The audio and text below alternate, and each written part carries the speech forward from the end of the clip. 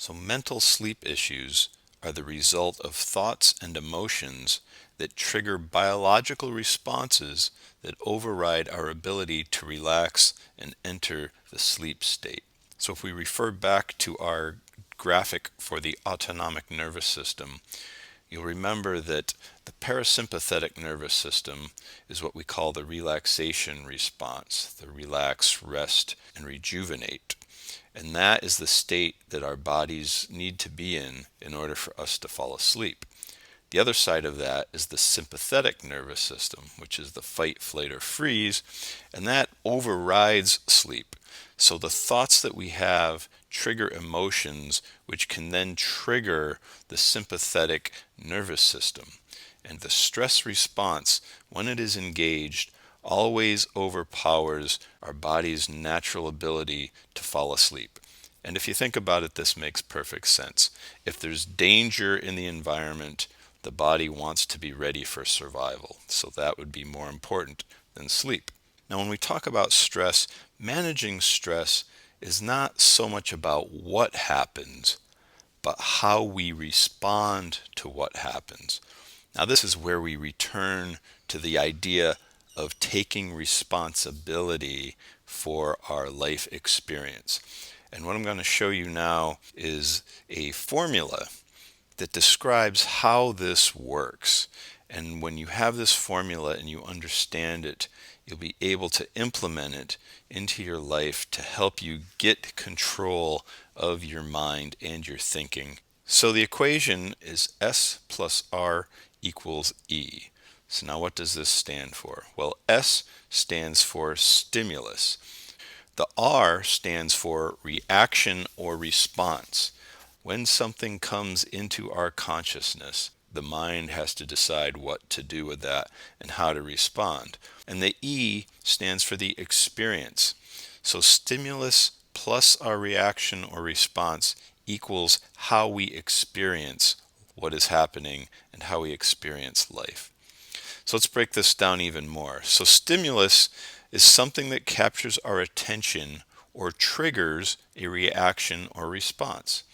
So bright light, loud noise, a mosquito bite, somebody says something to us, we have a thought.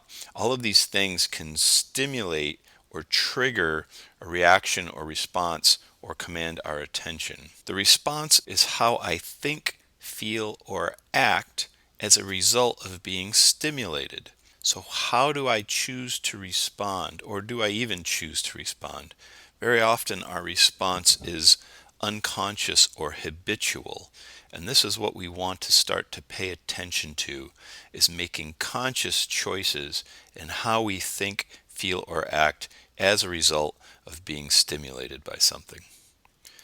And lastly, the experience is the outcome, what happens as a result of those thoughts, feelings, or actions that we take. The reality is we are responding to stimulus every moment of every day of our lives, except for maybe when we're sleeping.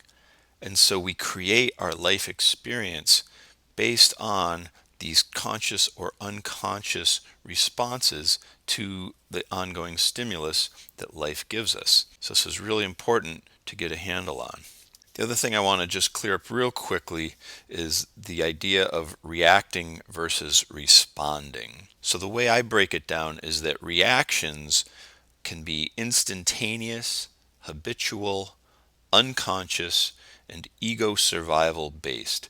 They come from the amygdala, the survival and emotional part of the brain. It's the ancient reptilian part of the brain that acts really quickly and is concerned with survival. It's what triggers fight or flight. On the other hand, a response can be considered, thought out, intentional, and it comes from the cortex, which is the rational thinking part of the brain. The thing to understand is that responses from the cortex come much slower than reactions from the amygdala. So when we find ourselves being stimulated, the amygdala jumps on it very quickly and we habitually flinch or run or whatever happens. Whereas making a considered response takes a bit of forethought. We have to stop and pause and think about what is actually happening and then make a considered choice as to what the best response is. So the fact is, there are many possible responses to any given stimuli. And this is where the power of choice comes in. Rather than reacting from habit and getting results and experiences that we don't want, when we begin to activate the power of conscious choice through awareness and practice, then we can be in control of how our life experience unfolds. Let's do a few examples here to give you an idea. Say a stimulus is I'm lying awake in bed 30 minutes after I wanted to be asleep. So I'm lying there, I'm looking at the clock, I realize I wanted to be asleep half an hour ago. One of the ways I could respond to that is by lying in bed and beating myself up, telling myself I'm an insomniac, I can never fall asleep, things are going to be doom and gloom tomorrow if I don't get to sleep. The resulting experience from that is that worry activates the fight or flight response. I become more anxious, I become more awake, and it just makes it even harder to fall asleep. So in this instance, our response is not getting us the experience or the result that we desire.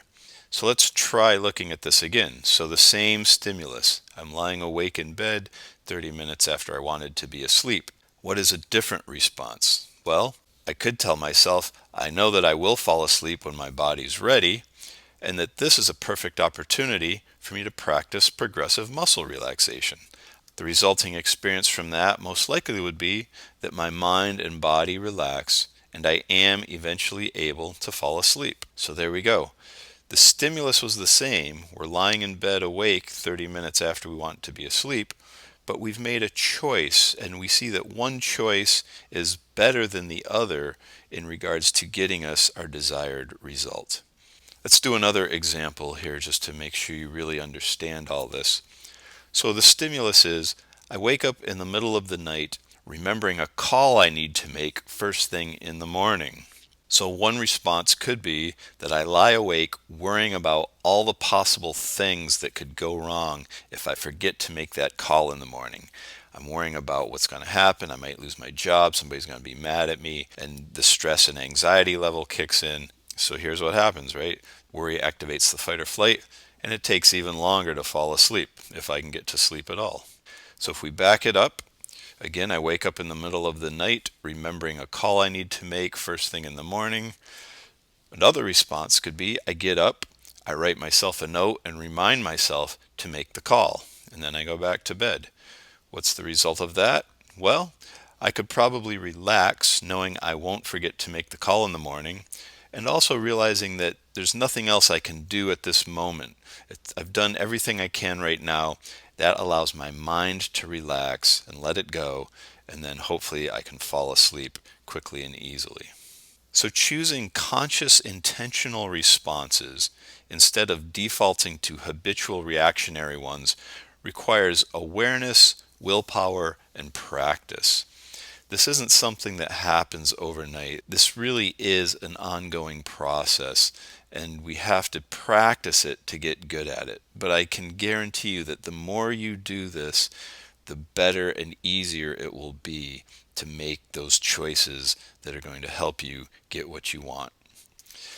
As we get better at managing the mind, we can more consistently choose those responses that are more likely to give us the experience we desire. So that's the key right there. It's cause and effect. Something happens, we react or respond to it in a certain way, we get an effect. If we don't like the experience that we're having, if we're having a hard time falling asleep, if we're always stressed out, we can step back and notice what's happening and see how we can change our mindset in regards to our responses. So the first step in managing the mind, and this is the most important thing you will ever do, is cultivating self-awareness. Until you know what the problem is, you can't really fix it. Once you know what's happening, then you can take a logical path to getting the results that you want. So self-awareness is really just observing my responses and paying attention to how I am thinking, how I am feeling, and how I am behaving. It's stepping back and just noticing these things. So this is where meditation and mindfulness and all these practices come in, where we become the witness observer. We step out of our story and we just notice and allow the stimulus, our thoughts, our feelings, and our behavior to exist in a way that we can just simply observe them without getting attached to them or doing them unconsciously. Taking the time to practice becoming the witness and noticing what's going on in my life from a place that's centered, balanced, and peaceful. When I am the witness observer, when I'm meditating or just sitting quietly, I'm just noticing the stimulation in my body. Maybe something is hot, warm, cold. I'm noticing my thoughts. I'm noticing feelings that come up, and I'm thinking about behavior, but I'm not attached to any of them. They're like clouds floating by. Our mind is constantly dealing with stimulation of some form or another, whether it's thoughts, feelings, behavior, or sensation.